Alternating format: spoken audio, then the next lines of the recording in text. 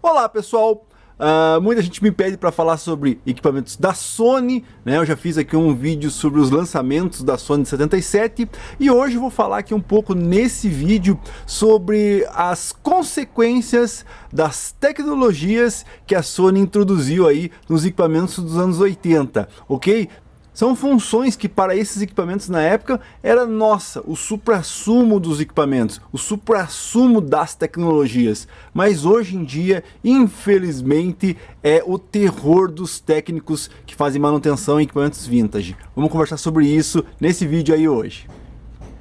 Então é isso, estou aqui com dois equipamentos da Sony da metade para o final dos anos 80. Aqui a gente tem um tape deck, um TC FX510R e um TC FX5BS. Então eu vou conversar aqui um pouco sobre esses equipamentos, com esses equipamentos de fundo, vou falar um pouco sobre eles aqui. Mas antes de iniciar aqui o nosso bate-papo sobre essa tecnologia que a Sony introduziu aí nos anos 80, vou dar um recado. Qual é o recado? Aqui nesse canal a gente só conversa sobre essa geração de equipamentos dos anos 70, dos anos 80, a gente faz comparativos, curiosidades, venda de equipamento, compra de equipamento. A gente faz opinião sincera, né? Opinião sincera dos equipamentos. A gente faz demonstração dos equipamentos, conhecendo os equipamentos. Então, se você tem interesse nessa geração de equipamentos, saber lá no fundo como essa geração aí se comporta hoje em dia, inscreva-se no canal, ative o sininho que você vai ser notificado quando eu lançar um vídeo novo aí. E não esquece de dar o like aí já de início para ajudar o canal. Então, voltando ao raciocínio, 510 IF X5BS. Por que tape deck, César? Por quê?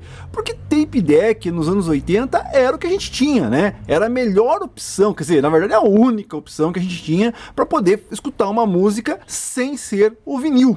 Né? Então a gente tinha o toca-discos de vinil, óbvio que seria a mídia principal dessa geração, e após isso o tape deck, o toca-fitas. Por quê? Porque no toca-fitas, além da gente poder escutar as fitas, além da gente poder fazer a nossa programação, né? Em vez de pegar o vinil lá e escutar ele de cabo a rabo, você pegava o vinil, pegava 10, 20 vinil, ia lá, catava as músicas que você gostava, colocava em uma fita na sua sequência e ia lá e curtia a sua fitinha. Gravava o que você queria na fitinha e podia escutar essa fita em qualquer lugar. Então, poxa, o toca-fitas, o tape deck, a fita cassete era sim uma das opções, quer dizer, a única, né, opção onde você podia fazer a sua programação de músicas. Então sim, é um equipamento, é um dos principais equipamentos dos anos 80. A gente não pode negar isso, né? Claro, hoje as pessoas vêm e falam sobre outras mídias e tudo mais, mas o cassete era sim a principal mídia. E aqui a gente tem dois exemplos que a Sony, como disse no início aí, introduziu tecnologias, né? Tecnologias pesadas, digamos assim.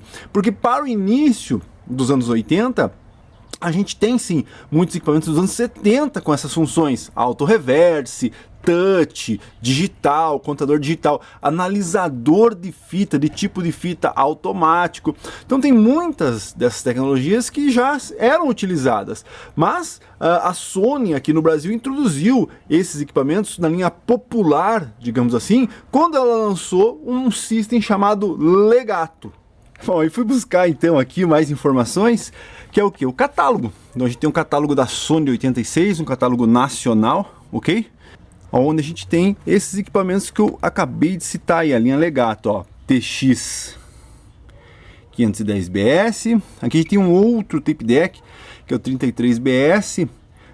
Aqui é o 5BS, acho que o 5BS, se eu não me engano, ou ele foi lançado depois, ou ele é uma versão que é japonesa que não veio para o Brasil. Aí eu já não me recordo. Mas aqui então a gente tem o famoso system, né? Aqui ó, então o tape deck, o receiver, o toca-discos tangencial, que é outra coisa, mas ele vinha com o New Sigma ou com GX12 caixas da Sony, tá? Então esse era o conjunto, né, que era chamado Legato, que para 86 era uma coisa muito tecnológica. Como eu disse, popularizou a tecnologia, né? Você vê um toca-discos tangencial, um receiver digital com memória, com receiver digital com memória, aqui a gente tem um tape deck também, auto-reverse, então era assim, popularizou esse sistema, né? Mas aonde eu quero chegar com isso? Chegar que essa tecnologia que foi introduzida nesses equipamentos, hoje em dia elas são, digamos assim, não são muito bem vistas. Não é muito bem vista com relação aos técnicos. E é uma coisa que eu sempre comento aqui no meu canal, né? Você pega um tape deck mais antigo, dos anos 70, todo mecânico, com componentes discretos, simples. A manutenção é muito mais fácil de fazer do que do equipamento desse. A gente tem muita coisa aqui, muita tecnologia aqui dentro desses equipamentos, que elas são superadas muito rápidas, que é o que acontece normalmente com os equipamentos dos anos 90, dos anos 2000, né? Eu não sei os equipamentos atuais, né? Os atuais hoje eu acho que nem sei que tecnologia que utiliza, mas acontece muito de um ano para o outro você perder aquela tecnologia. Então você tem componentes dentro do equipamento desse, exemplo, filtros, né? Aqui a gente tem filtro B, C, Dolby, que é o sistema da Sony, autorizado da Sony mesmo.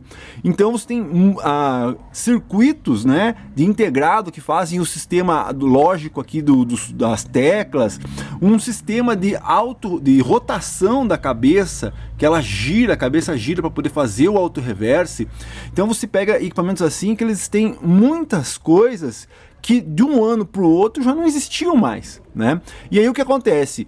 Falta de reposição. Então você não tem mais aquela reposição fácil como do equipamento dos anos 70, que utilizava o mesmo tipo de bobina, cabeçote era meio que universal, chave de gravação, né? Você pega esse equipamento aqui, meu, é um exemplo, eu tenho os manuais deles aqui, mas esse equipamento aqui é um exemplo que ele tem problema na gravação.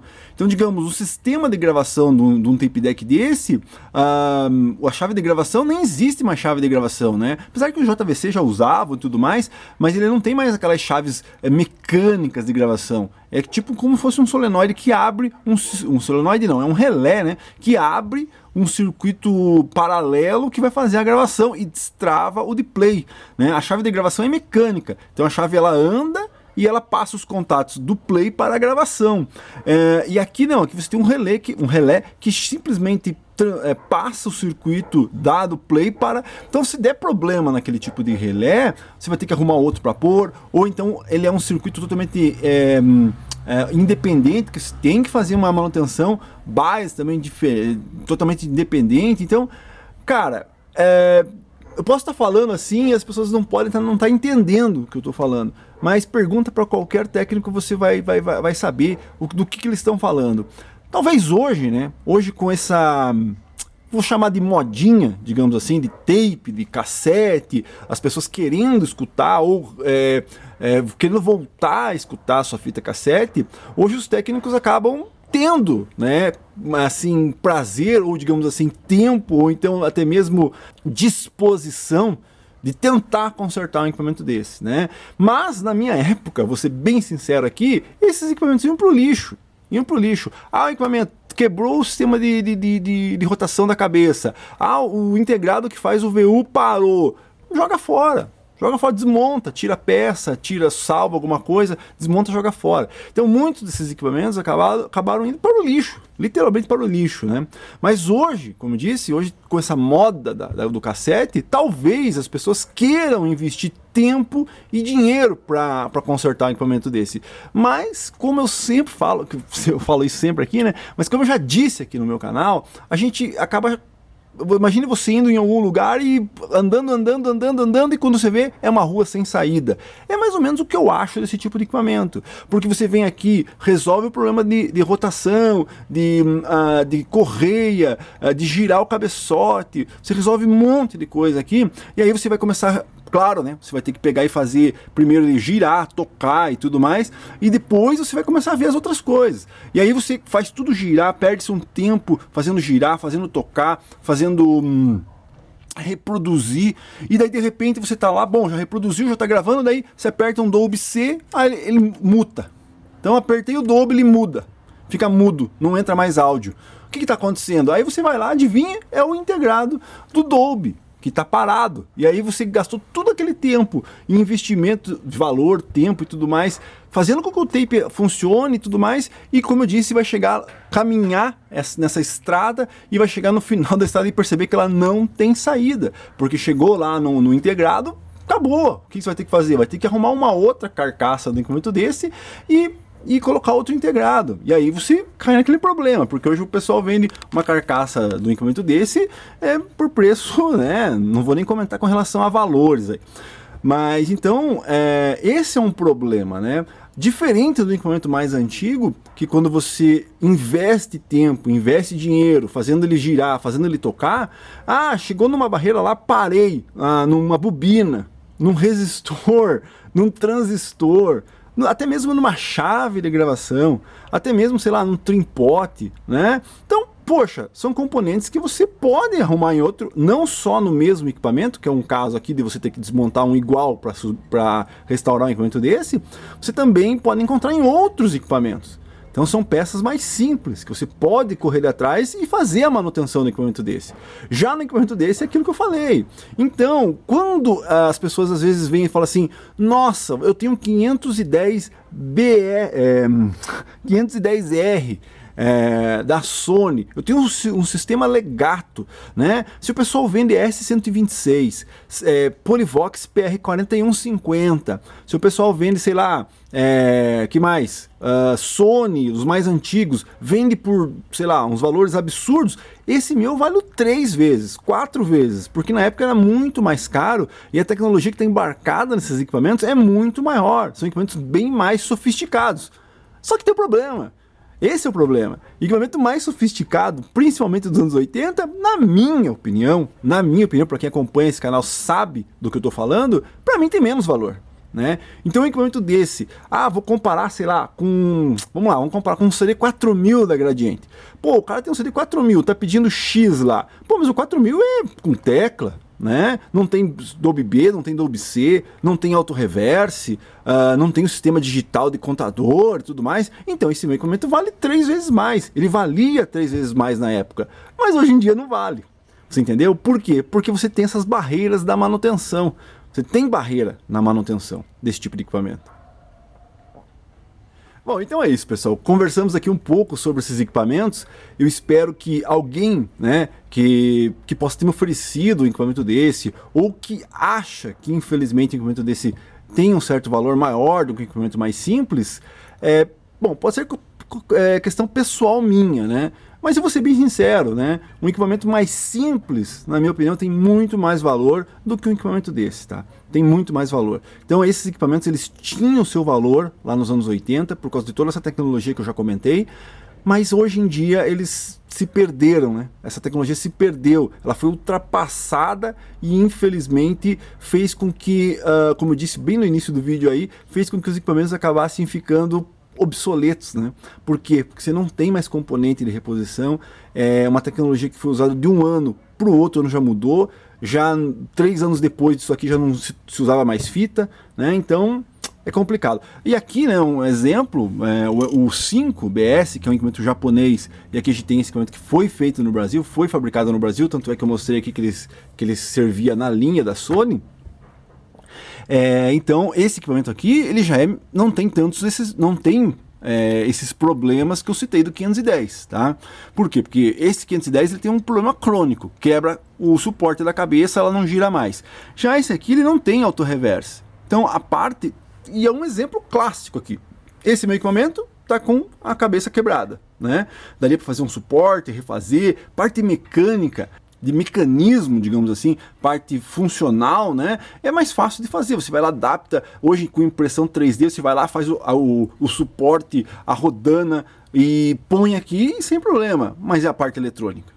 A parte eletrônica é o problema. Já no equipamento desse mais simples, que não tem toda essa tecnologia que esse equipamento tem, aqui já é mais fácil. Esse equipamento ele funciona perfeito. Avanço, retrocesso, play, normal. Só tá com problema eletrônico de gravação. Já esse aqui nem play sem se dar. Por quê? Porque a cabeça tá quebrada. E aí, vou bater nessa tecla novamente. Desculpe ser muito Desculpe ser repetitivo, mas é aquilo que eu vou dizer. Bom, então por que você não tira essa cabeça e não manda fazer em 3D o suporte dela, aí depois você vem e encaixa ela no lugar, aí faz mais uma rodana, aí faz não sei o que, então você vai gastar com 3D, vai procurar desenhar a peça em 3D, reproduzir, gastar tempo pondo, colocando, adaptando, para chegar aqui e ter a barreira que esse aqui tem.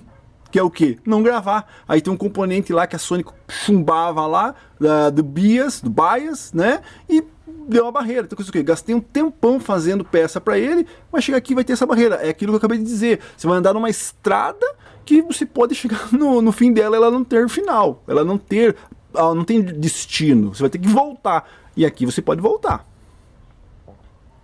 Bom, então é isso. Já ficou longo demais. Então aqui a gente tem o 5BS japonês com o manual.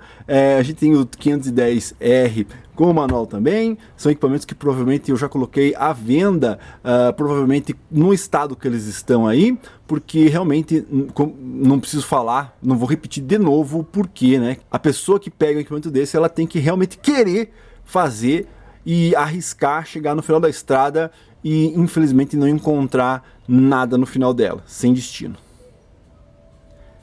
Então é isso, inscreva-se no canal, ative o sininho, que a gente só conversa sobre essa geração de equipamentos, como eu já disse aí. Não esquece de dar o like, e se você tem alguma coisa a dizer com relação a tudo que eu falei aí, né? Tem algum argumento para utilizar aí com relação ao que eu disse sobre esses equipamentos, deixa aí no comentário. Deixa aí no comentário que a gente continua conversando sobre isso aí. Valeu!